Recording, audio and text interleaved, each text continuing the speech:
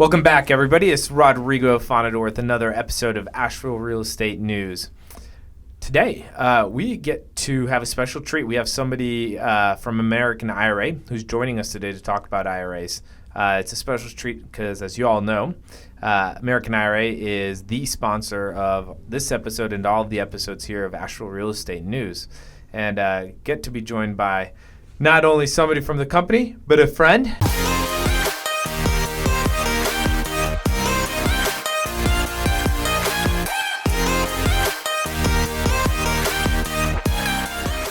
Kyle Moody, welcome to the show. Thanks very much, Rodrigo. Pleasure to be here. Yeah, absolutely. So, I think it's always a good starting place to talk about how you got to Asheville, if Asheville's home or not, and what have been the series of things that have brought you to working at American IRA, and then maybe a little recap of what you do. Gotcha. So, Carolina native, grew up a couple hours east, Western Carolina University graduate, so that brought in my love of the mountains. Did some undergrad and graduate work there. And then after some work in both the government sector, I turned my view to the private sector and got into real estate a number of years ago, where I had full broker's license and did a lot of residentials, things like that, sales, did a little bit helping investors. Mm-hmm. And then before my time at American IRA, I was the broker in charge of property management company. So I got a big feel for a number of years on investment properties and working with the owners and seeing that end of how investment properties work. Yeah, that's where we met. Mm-hmm, absolutely. Yep. Good old days, right? It was, yeah. Rodrigo, long back when. So. Long back when. Yeah. Yeah. So so now you've been with American for X years. Mm-hmm. And so what do you do at American? I'm the business development specialist there. So it's my job to. I'm tasked with growing the business, both with meeting new prospective clientele, educating them and informing them on what they can do with their retirement accounts. Well, that's good, because I wanted to talk about what we can do with our retirement accounts. But as I mentioned to you, and just to promise everybody who's listening, we're not going to talk about American IRA anymore. Okay. We're going to talk about just IRAs in general. Right. And so whether you have your IRAs, whoever your custodian is, this information should be applicable for everybody. As always, check with your custodian. Mm-hmm. And let's chat. Where is a really good starting place to start for people who aren't familiar with, self-directed accounts or IRAs in general, or whatnot? What does it mean to have a retirement account at a company comparable to yours? Gotcha. I think the most important thing is, and whether I was, on stage giving a speech to a room full of people about our company specifically, or if I'm talking in general, I think that it's important to know that anything I speak about, I am not going to give any tax or legal advice. I'm not permitted to do so. I'm pretty sure that's going to be industry-wide on things. So therefore, I strongly encourage, and anyone in our field should strongly encourage, investors to have a good team built around them of a CPA that might not be somebody that just does end-of-the-year tax returns, but also understands the nuances of self-directed accounts. Also, an attorney that's going to understand maybe the business end of building LLCs, developing companies, and things like that, and then also how your legal questions pertain to self-directed IRAs, because there are some nuances in there. When it comes to maybe putting together an LLC as it pertains to a self-directed IRA, as opposed to just any other run-of-the-mill LLC. In other words, this is a tool in your tool belt. Make sure you have all your other supporting tools. Absolutely. And so once you've got your team assembled, mm-hmm. and you feel comfortable that you've got good people in your corner you can lean on, ask questions of, mm-hmm. like, what is the next step? How do you get started? Because I know one thing that I've always found challenging is, like, with an IRA account, at least a self-directed account, which is what I started with and what mm-hmm. I have, is that you can only put $5,000 in a year. Mm-hmm. And sometimes that feels like way more than's available, and sometimes it feels like it's not enough, and it's really hard to grow $5,000 year on year. Mm-hmm. So is that accurate for all accounts, or is that just like for a self-directed account? Well, there's actually some good news on that. That $5,000 was last year's numbers. So at your age right now, you actually have an extra 1,000 that you can put in. So what's my age right now? Younger than 50. Anyone. So it's 6,000 a year now? It is 6,000 a year for someone to put money into a traditional or Roth IRA. Okay. If they're under 50 years old. Now, once they hit 50 years old, they get what's called a $1,000 catch-up. So $7,000 for anyone 50 and older for traditional or Roth IRA. There's some other. That's awesome. And those are IRAs. There are other larger, more. The most powerful retirement vehicle out there surely is the solo 401k that someone does have larger contribution amounts that they can put in. So this is supposed to be like IRAs 101. Gotcha. Is that part of IRAs 101? Because if so, like by all means, let's talk about it. I'm not familiar with them personally, so I wouldn't even begin to know like even what questions to ask. So sure, there are many different retirement vehicles out there. The most important thing to know is that they can, no matter the retirement vehicle you have, they can all invest into the same things. Right. Okay. So if like in a little while we're going to be talking about real estate. Mm-hmm. Well, the great thing is that whether I'm talking about a Roth or a traditional IRA, or I'm talking about a solo 401k, all three of those are going to be able to invest in real estate. The reason I bring up the solo 401k is because you probably have a lot of entrepreneurs that are listening to your podcast. Certainly seen them in a lot of our meetings and meetups. The reason that's important is because a solo 401k is for the business owner with no full-time employees, but they want to have some type of larger retirement vehicle that they can put much larger amounts of money away just in contributions alone. How much more? Well, so where we were just talking about anyone under 50 years old right now can put away $6,000 a year in a traditional or a Roth. That same person, if they met the criteria, business owner, no full-time employees, can put away $56,000. 56? $56,000. That's a big jump. Slightly. How is the employee thing defined? Because in real estate, like, what if you have like a handyman who's a contractor, you got cleaning crews, or if you're a real estate agent, you might be your own person, but you've got like a transaction coordinator or agents that work below you. Is it strictly based on like if they're 1099 or W-2, or who makes that criteria, or is it like a Scout's Honor type of thing? Well, IRS does, and you really said it a second ago on the first person is a contractor. If you got a lot of contractors out there, then they're not on payroll.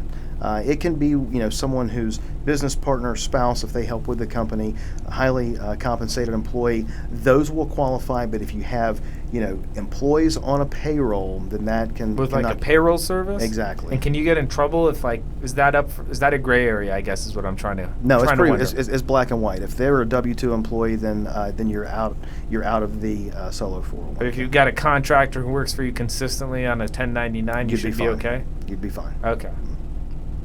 Just good food. Just good food for thought for folks out there that are looking to be the employee and have those employee benefits to be able to contribute. Yeah. And then they're also the employer, and that's why the contribution amounts are much larger. That makes sense. Mm-hmm.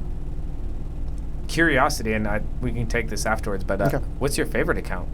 Like, if you're gonna go pound the table for one and be like, "Hey, this is the one you should start with." What would one start with? Gotcha. If it's something that you're going to start with, I would say that it's going to be one of the two IRAs, either the traditional or the Roth. They both have criteria that set them a little bit apart, and we can... Well, okay, yeah, where are you going to go with that? I was going to say, what's the difference between the two, or what's the main difference? Gotcha. Yeah. So traditional IRA is a pre-taxed vehicle, okay? So the taxes have not been paid yet on those funds, all right? So someone takes that money, opens up a traditional IRA. It's called tax deferred. All right. So you can do all your investing in and out of that. You may not be facing any taxable events as profits come back in or as you contribute to that. At the time that you go to take distributions of those funds, way down the road in your case. 59.5 when you're allowed to go ahead and start taking distributions in a traditional, or 70.5 when the government is going to require you to take those distributions, also called RMDs, required minimum distributions. That's when the taxes would be paid on that, is when you take it out. Conversely, on a Roth IRA, the taxes have already been paid on those funds. So that can be more attractive. And I don't want to say just the younger crowd, but surely if you think about if someone in their 20s, 30s, and some people, even in their 40s, if they open up a Roth IRA and they start just loading that thing up with all of the contributions that they can make, maxing it out with the contributions they can make, well, then when you start thinking about, hey, all my investments that I make with that Roth are done with tax-free funds, and therefore any and all profits that come back into the account are tax-free. And when I go to take that money out when I'm allowed to, I'm also taking it out tax-free. So is there any reason you're not doing everything in a Roth? Like, it feels like I got to be missing something. Or maybe it's, I don't know, like, why wouldn't you do everything in a Roth then? Because, I mean, if you're being proactive about having retirement funds, I don't think I wouldn't be doing it with the purpose of not growing the money, right? Sure. Like the purpose is to grow it as best and as fast and as much as possible. So why wouldn't, I mean, $5,000 a year in taxable income, quote, from that is not big, but if you go wait and then you put $5,000 in, don't pay taxes, that $5,000 turns into $100 over 30 years. Like you're going to get taxed on that $95,000 difference. Correct. So what would be the advantage of doing it that way? There's a couple different things. Some people may say, hey, if I have a traditional IRA, if all I've had is a traditional and I go to move things into a Roth, they may be asking themselves, do I want to take the tax hit to roll it? So some people are going to get caught up with, do I want to take the tax hit right now? So if you've already got started, then it's kind of like pick your poison? Could be. Yeah. The great thing about it is you do not have to do a full conversion all at once. You can actually convert little by little. Gotcha. Tax hits are going to be lighter and lighter, okay?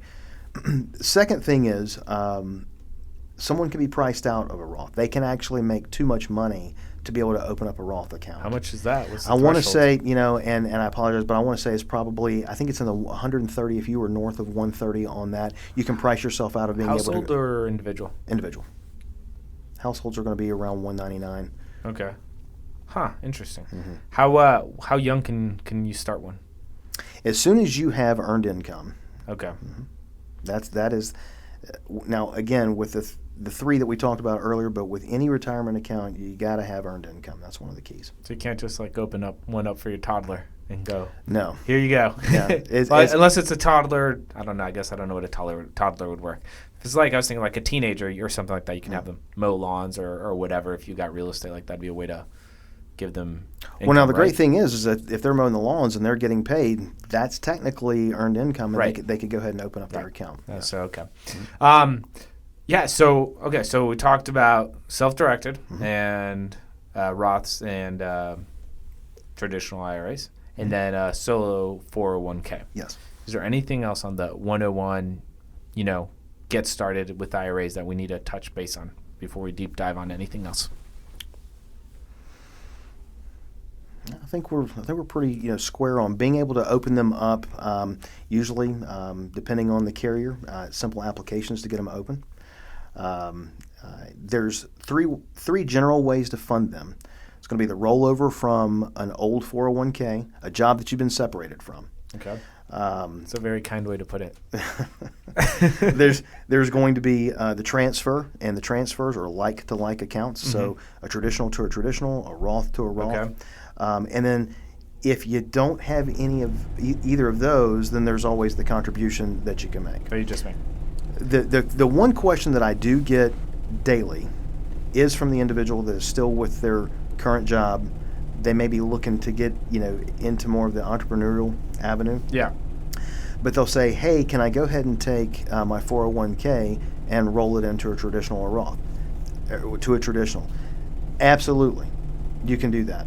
By the way, let me ask you, are you still with that job, or is it from a previous employer? Well, no, it's my current job. And my boilerplate answer is, look, you can go talk to HR. This is some homework that you have to do.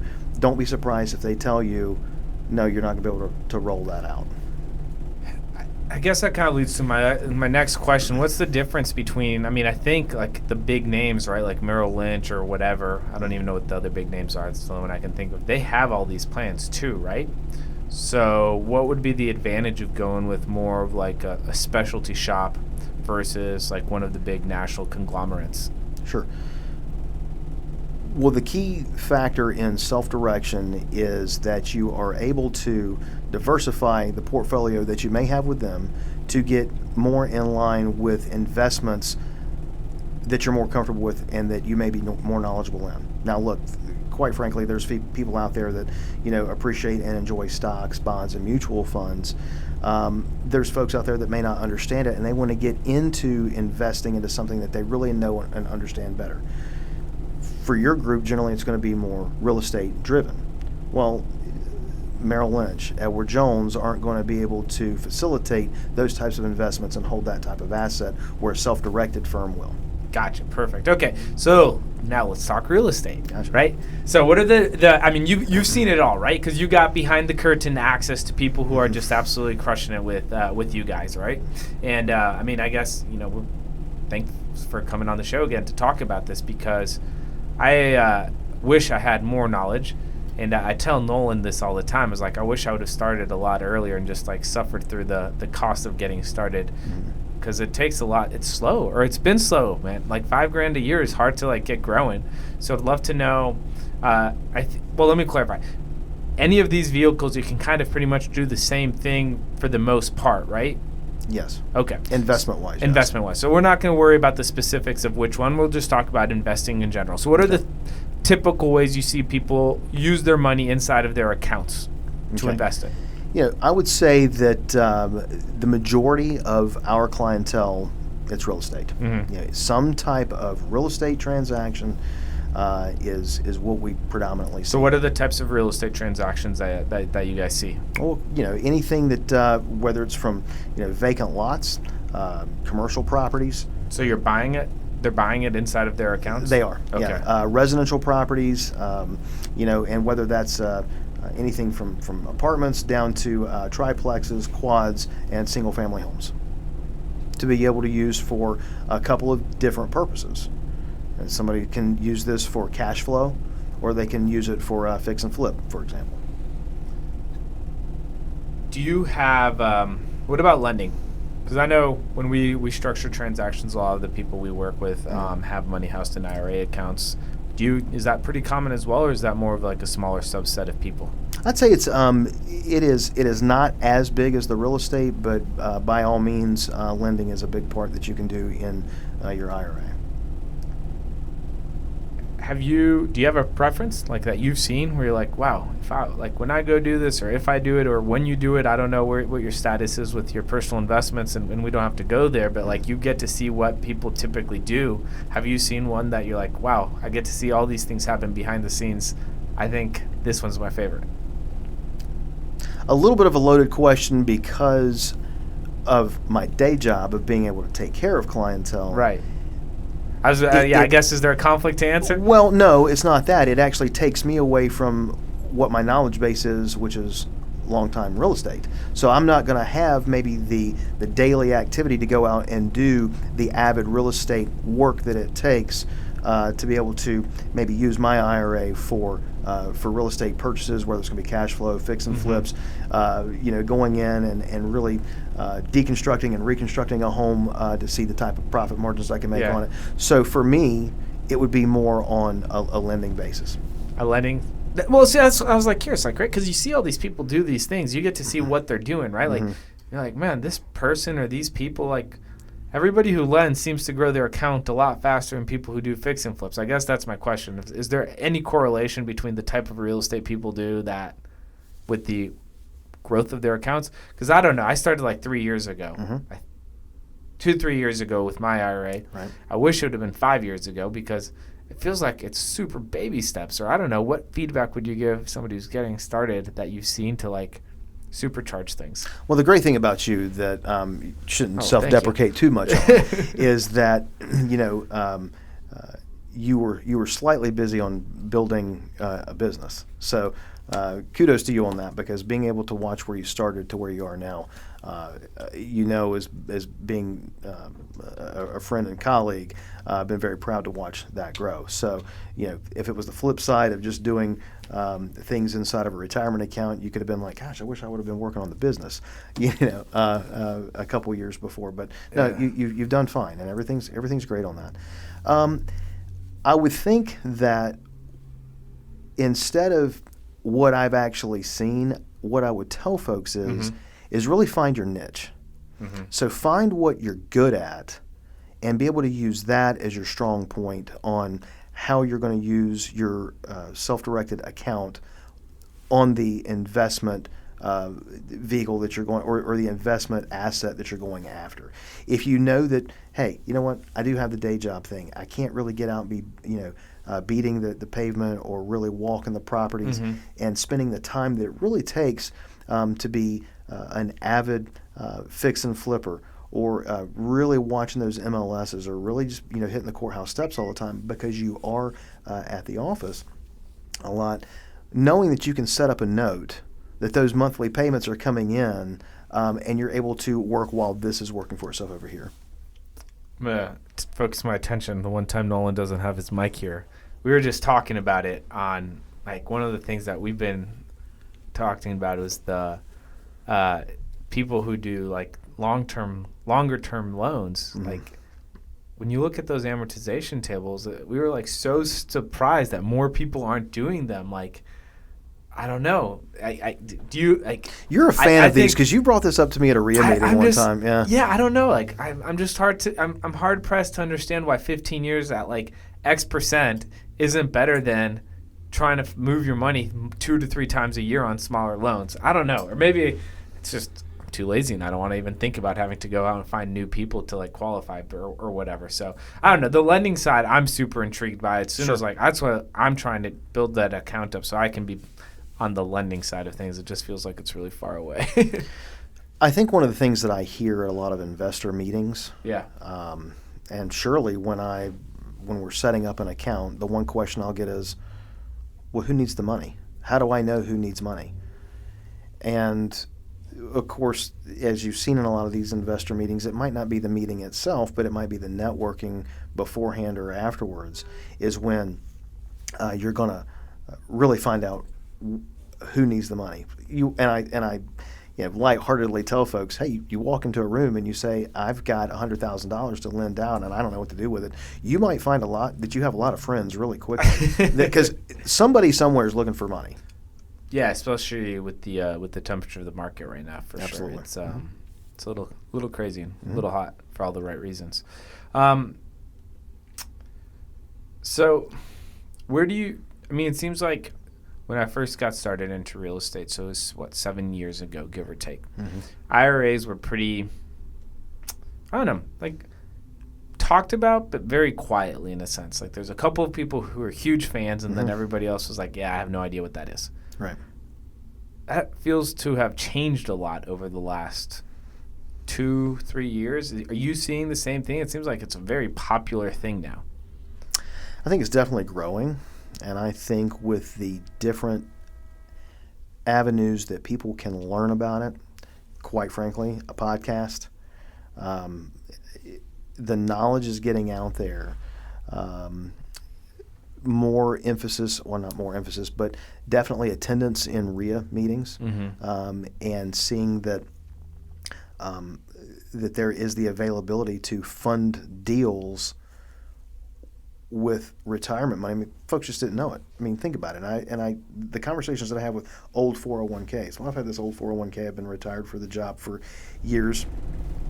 They may have been saving the money for kids or grandkids or whatever else, thinking more just on the beneficiary line instead of what they could really do with it themselves. Well, what would you like to do? Well, I think I might get into some real estate or something, but golly, I just don't have the money sitting there in the checking account. Well, you said that you had an old 401k. I mean, you got $200,000 sitting in this thing. Talk. Did you know that you can fund an investment deal with that? And it's those conversations. And, as they are sprinkled around the country, then there you go. So what is that? Is that the pitch? You got money lying around in an old 401k. You don't really know what to do with it. You're not really stoked about stocks and traditional asset classes. You want to go explore the wild, wild west of real estate, and then and then people are like, yeah, that's perfect, and then that's people sign up and go. And there it is. And when they learn that they can diversify their portfolio on something that they've just had a financial manager that's been doing this, and they don't pay attention to it until every year when the guy calls them in to sit down with them so he can go over what they've been doing. But if they know that, well, man, I do know about real estate. I if they want to be a landlord on something, right, and watch that property cash flow, they're seeing good returns on that, and of course their retirement account is as well. I want to ask you about your experience in real estate in general. So I'm going to transition for a moment. But before we do that, anything else about IRAs that we really need to know about? I'm not trying to go too in-depth right now because I know it's a big rabbit hole and we can go down it for forever. This was more like, let's whet the appetite, and then if you guys like this, let us know, and we can do it, more of a deep dive or whatnot. But any specific to IRAs and investing in real estate with your IRAs, anything specific that you would say, like, hey, if you're interested in getting started, do this, do that? What's the call to action? I think the one thing is like anything, do your research on it. Maybe know your area. And again, as Bob Swanson has always said, know your niche. Find your niche and stick to that. Which, by the way, probably is. We have no idea which episode that we did a whole episode with Bob Swanson about finding your niche. Yeah, well, there you go. And I mean, that's one thing that has always, stuck out to me, and I've always used that when I'm talking to folks, and because they're looking for advice when they come to us, and of course, I can't give it. I can't give opinions. I can't give suggestions. I can't give advice on things, but I can say, look, if you know your niche and you know what you're going after, then that's huge right there to be able to know now where you're going to focus your money and how you're going to use that for the investment. Awesome. So you've been in real estate in one capacity or another for how many years now? I would say in 2006 is when I got my broker's license, then finally stepped away from government employment to get more into the private sector, and sold for a number of years with a couple large companies in town. Loved it, absolutely loved it. And then after that, my son was born at the tail end of the downturn, and so I had to make a decision on, my business was still okay, but what is something that might be a little more solid for me as he's coming in, and just kind of looking at the landscape, and everybody's crystal ball seemed to be a little foggy at best. Isn't it always? and so that's where property management end came in. So I was with a property management a division of a company, and then I was brought in to be broker in charge of another firm. So it's been 15 years? Is that right? No, 10 years? 10, 12, 14, X amount of years? Decade plus. About 12 years. We'll just summarize it. Decade plus. Yeah. Have you had any resounding lessons or just epiphanies that have resulted during that time from seeing it from such a different point of views, from being traditional broker like people would think, being the broker in charge for a management company, and now you get to see people investing on it all the time? Has there been any resounding moments where it was just wow, that's really important, I'm really glad I saw that, or whatnot? Somebody asked my opinion yesterday on real estate, which I guess it's easier for me to give opinions on that because I'm not talking to them about their actual retirement just dollars. Real estate in general, yeah. And the one answer I gave them was, well, first of all, though I keep an active broker license, I'm not currently practicing. And it is something that the train never stops in real estate, and as hot as this market is right now, you always want to be ready. So as I'm not actively researching it and practicing it every day, I would be rusty to give them an answer on here's exactly everything that's going on in the market where we are right now. My fellow realtors that I still have a lot of contacts, if I need something, I'm going to call them up. Right. But I'm not talking about market-specific stuff about real estate. Yeah. So the second half of what he was actually asking me, well, what do you think about this, and what would somebody ask for this property? I can't believe what this one is priced and this and that. It's making me feel a little different on what I would offer on X. And I said, I gave a golf analogy. I love to play golf, and so one of the things that I've always said about golf is not that you learn to play, but when you are having a couple bad holes, it's not the fact that you know what you're doing. It's knowing to be able to fix that to keep going on and maybe save your round. So what I do on that is I go back to the fundamentals. Your grip, swing, and make sure you're doing this, not trying to overpower, not trying to do something that you normally wouldn't do. And I said, so for real estate, for me on that is just remember what, the basics of real estate. They don't make any more dirt out there. How long has something been on the market? What is the seller really trying to accomplish? What are everyone's objectives and everything? And then just remember when you're going after something, something's only really worth what somebody's willing to pay for it. And that is something that has always stayed true. And will always stay true. Hey, there you go. So that's great if it's carrying a great price in the newspaper or on the MLS. I never look at the price. I always look to see the days on the market. Interesting. Mm-hmm. So all the gray hairs are worth it?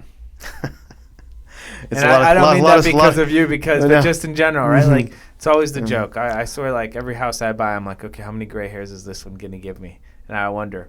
And so it's more of just like, I'm still early. Still absolutely, young, right? No, absolutely. You see some people who are just doing really well and other people who, and just like everything, there's good and bad. There is, and they really are worth it, whether it's a lot of smoke and mirrors that keep smiles on people's faces. The thing is that I believe when you get into real estate is that there's never going to be any two deals that are exactly alike, and you're always going to learn something. And even if you think, and I've heard you make the comments before, wow, and you've done well at this to say what a mistake that was. You never really go there. You always talk about what you learned from something, because I don't really think that you can mess up on something. I think you either do something well or you learn from it, and then you do something better again from that learning. I appreciate the optimism. I definitely feel like I've had my fair share of mistakes where I've been very fresh. I mean, either way, they've made for great stories. But how have you always ended them up? You learned something from it. Always. Yeah. That's true. Yeah, I mean, there's always good learning, but I mean, yeah, there's definitely been some. I was telling, who was I sharing? I don't even remember who I was sharing this. I feel like the story of my life for 2019 has been, it's been a lot of like, what's the story I'm telling myself? Because I feel like I got into this pattern of like every 2 to 3 years, I just make a really like bad decision that would derail everything that I'd like momentum built up, and it just like cut my legs out from under me. It's like start again. I'm like, man, like I've got some story in my head that I need to like sort out because. So that's why I was kind of asked, like, man, I'm tired of getting like having these moments where everything's going well and it's like whoop, chaos. So I don't even remember where that went. That's what made me think about it. Oh, mistakes. Yes, definitely mistakes. Learning experiences, for sure. I guess I'd still say it's still a mistake just because you're learning from it. I don't know. I haven't felt like it's not been a mistake because like retroactively, it's like I know exactly what I should have done differently. It's easier for me to sit there and listen to your stories of it, I'm sure, than going through it and your capital going being used in it. Yeah. The pain is real. No, awesome. No, I think that's good perspective. It's always fun to just hear people's thoughts about it for people who've been doing it for a longer time, and especially being on both sides of a market cycle as well, because I sitting in this chair, we've only been in an upswing cycle so far, so it's like don't really know how good we are yet, but optimism is definitely there.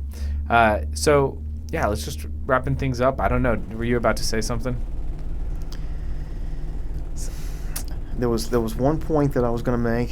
Floor is all yours. And I got wrapped up in the mistake thing, so it'll come to me in a second.